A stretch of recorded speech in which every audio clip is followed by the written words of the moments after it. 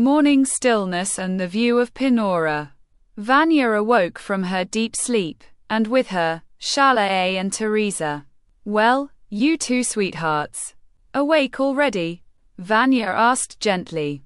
Teresa and Charlotte stretched and yawned. Charlotte looked around while Teresa rubbed her eyes.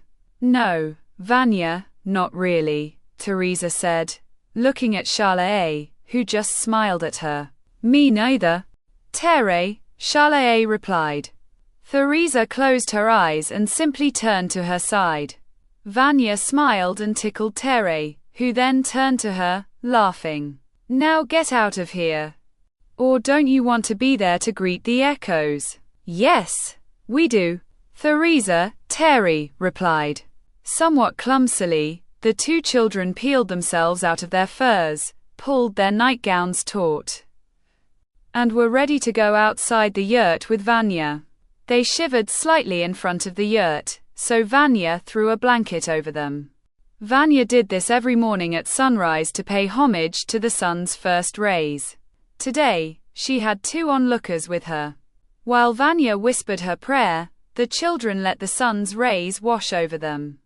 They stood there with their eyes closed, their arms not nearly as wide open as Vanya's, but with the same childlike intensity.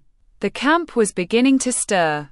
Teresa's siblings, Jana and Stella, stood with their parents, chatting about various things.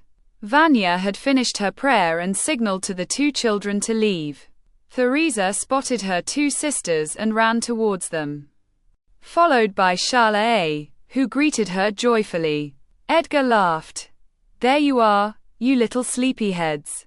Dad, I want to come up to you, they all exclaimed.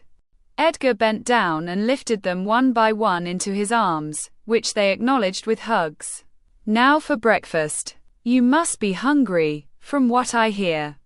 This was met with nods and laughter. Vega and Hespera joined them.